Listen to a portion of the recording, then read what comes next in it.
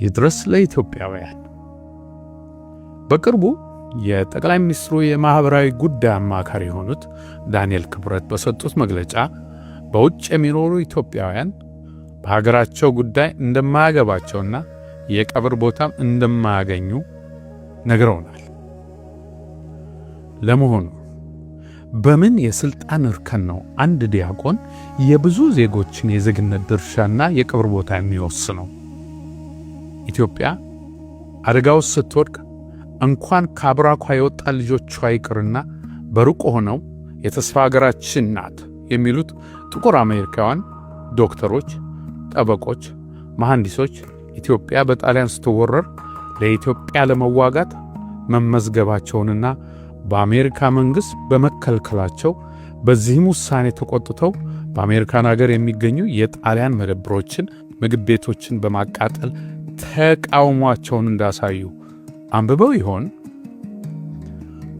ጣሊያን ኢትዮጵያን ስትወር በሕይወት ቆሜ ይህን አላይም ብሎ ወደ ኢትዮጵያ የዘመተውን ጥቁር አሜሪካዊ ፓይለት የጃን ሮቢንሰንን ታሪክ ታውቁት ይሆን? ለካ የእናንተ ኢትዮጵያ ገና 8 ዓመቷ ነው። እኚህ የጠቅላይ ሚኒስትሩ አማካሪ አንባቢ ነኝ ስለሚሉ ጊዜ ካላቸው አልሃንድሮ ዴልባዮ የተባለ የኩባ ተወላጅ ለኢትዮጵያ ለመዋጋት በመርከብ ተጉዞ ወደ ኢትዮጵያ መምጣቱን ሰምተው ይሆን? እስቲ ቀይ አንበሳ የሚለውን መጽሐፍ ያንብቡ። ለአቢሲኒያ ሕይወቴን እሰጣታለሁ እንጂ አልሸጣትም ማለቱን ያውቁ ይሆን?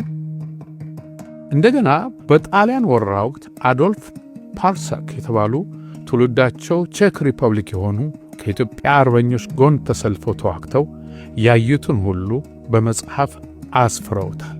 ታዲያ እኒህ የጠቅላይ ሚኒስትሩ አማካሪ ይህን ያውቁ ይሆን? በእኚህ ሰው የተጻፈውን የሀበሻ ጀውዱ የተባለውን መጽሐፍስ አንብበው ይሆን? ሌላ ታሪክ እናንሳ። በ60ዎቹ መጨረሻ ሶማሊያ ለረጅም ጊዜ ትመኛ የነበረውን የታላቋ ሶማሊያ ህልም ተግባራዊ ለማድረግ ኢትዮጵያን ስትወር ከኢትዮጵያን ጎን ተሰልፈው በኦጋዴን በረሃ የወደቁት የኩባና የመን ተወላጆች እንዳሉ እኚህ የጠቅላይ ሚኒስትሩ አማካሪ ያውቁ ይሆን? ግን የጠቅላይ ሚኒስትሩ አማካሪ ኢትዮጵያ የዛሬ 8 ዓመት የተሰራች የኢንዱስትሪ ፓርክ ትመስላችኋለች እንዴ? ጊዜው እንዴት ይሮጣል! የዛሬ 8 ዓመት ጠቅላይ ሚኒስትሩ የሥልጣን አልጋቸው ገና ሳይረጋጋ ሮጠው የመጡት እኮ ወደዚህ ዛሬ እንደ አውሬ ወደ ሳላችሁት ዲያስፖራ ነበር። የአረብ ኤምሬት ወዳጅ ከመሆናችሁ በፊት እኮ ለቡናና ማኪያቶ የምታጠፉትን ገንዘብ ለኛ ስጡን ብላችሁ የጠየቃችሁት ይህን ዛሬ ኢትዮጵያ ውስጥ አትቀበርም የምትሉትን ዲያስፖራ ነበር። በቡራዩ፣ በጌዲዮ፣ በደብረ ብርሃን፣ በወለጋ፣ በትግራይ፣ በመተከል፣ በአፋርና በሌሎችም ቦታዎች በግፍ የተጨፈጨፉ ንጹሃን መጠለያ ሲያጡ በግሎባል አላያንስ በኩል ከ6 ሚሊዮን የአሜሪካን ዶላር በላይ አውጥቶ የደረሰላቸው ይሄው የቀብር ቦታ የከለከላቸው ዲያስፖራ ነው። ዲያስፖራው እኮ ሀገር ስትወረር በዲፕሎማሲ፣ ሕዝብ አገዛዝ ሲታፈን በተቃውሞ፣ ወገን ሲቸገር በገንዘቡ ሲወጣና ሲወርድ፣ ለአባይ ግድብ ቦንድ በመግዛት፣ ለጣና እምቦጭ ገንዘብ በመላክ፣ ለኮቪድ የሕክምና መሳሪያ በመስጠት የተሳተፈ ነው። ለመሆኑ በዚህ ሁሉ ጊዜ የጠቅላይ ሚኒስትሩ አማካሪ የት ነበሩ? The coalition calls itself the United Front of Ethiopian Federalists and Confederalists forces. They say if the government doesn't negotiate with them, they will attempt to dismantle it by force. እስከ 5 ሚሊዮን ይገመታሉ በውጭ የሚኖሩ ኢትዮጵያውያንና ትውልደ ኢትዮጵያውያን ሰሞኑ በተደረገላቸው ጥሪ መሰረትም ወደ ሀገራቸው በመግባት ላይ ይገኛሉ። ኢትዮጵያውያንና ትውልደ ኢትዮጵያውያን በያሉበት ሀገር ሆነው በሐሳብ፣ በኢኮኖሚ እንደዚሁም ደግሞ በእውቀት ለሀገራቸው አለኝታ የሆኑ የሀገሪቱ አካል ናቸው። ያኔ ህወሓት የሰሜን ዕዝን ሲመታና ወደ አዲስ አበባ መጣው ሲል ቀበቷችሁ ሲላላ ድረሱልን ያላችሁትን ዲያስፖራ ዛሬ ከዳችሁት። ምን ይደረግ? መክዳትና መደመር ለናንተ ትርጉሙ አንድ አይነት ነው።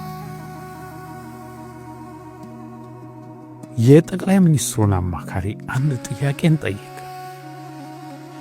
ለመሆኑ በመቃብር ጽዳትና ውበት ከሆነ እኮ ለመቀበርም ለጽዳትም ያለንበት ሀገር ይበልጣል። ኢትዮጵያ የምንቀበረው የተፈጠርንባት መሬት ስለሆነች ብቻ ሳይሆን እትብታችንም መቃብራችንም የሚሆነው በዚቹ በምንወዳት ኢትዮጵያ ውስጥ ስለሆነ ነው።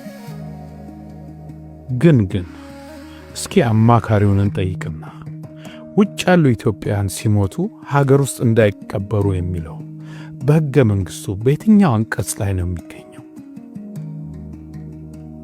የሆነ ሰውንና ኢትዮጵያ ረዘም ላለ ጊዜ ከተለያዩ ወራሪዎች ጋር ተዋግታለች። ብዙ የጠላት ወታደሮችም ማለትም የጣሊያን፣ የሶማሌ፣ የሱዳን፣ የአልሻባብ ወታደሮች በኢትዮጵያ መሬት ተቀብረዋል። ታዲያ አስከሬናቸው ወደ የሀገሮቻቸው ይመለሳል ወይስ የዲያቆኑ አዋጅ እኛን ኢትዮጵያን ብቻ ነው የከለከለው? የጠቅላይ ሚኒስትሩ አማካሪ እናንተ ወደ ሥልጣን ሳትመጡ ኢትዮጵያን ከነ ክብሯ ጠብቀው ያቆዩት ኢትዮጵያውያን በዛሬዋ ኢትዮጵያ የተለየ መቀበሪያ ቦታ አዘጋጅታችሁላችኋል ወይ? ከደርግ ግድያ አምልጠው በሱዳን በሶማሌ እያቋረጡ የወጡ ግን በለጋ ዕድሜያቸው ሀገራቸውን ያገለግሉ ኢትዮጵያውያንስ አዋጃችሁ ይመለከታቸዋል? በቀበሮ ጉድጓድ ውስጥ እየኖሩ ልጆቻቸውን ሳያዩ ለዘመናት ከራሴ በፊት ለኢትዮጵያ እናቴ እያሉ ሀገራቸውን የጠበቁ ነገር ግን በወያኔ እኩይ አዋጅ በግፍ ተበትነው ታስረው ሲፈቱ ግን ሀገር ጥለው የተሰደዱትን የኢትዮጵያ ወታደሮች ይህች የ8 ዓመቷ ኢትዮጵያና አዲሱ አዋጅ ይመለከታቸዋል? ይሄ እኮ ከዕለት ጉርሱ እየቀነሰ ቤተሰቡን ያቆመ ዲያስፖራ በሌላ በኩል ለሀገሩ እስከ 6 ቢሊዮን የአሜሪካን ዶላር በየዓመቱ ገቢ እንደሚያድርግ የብሔራዊ ባንካችሁ አልነገራችሁም?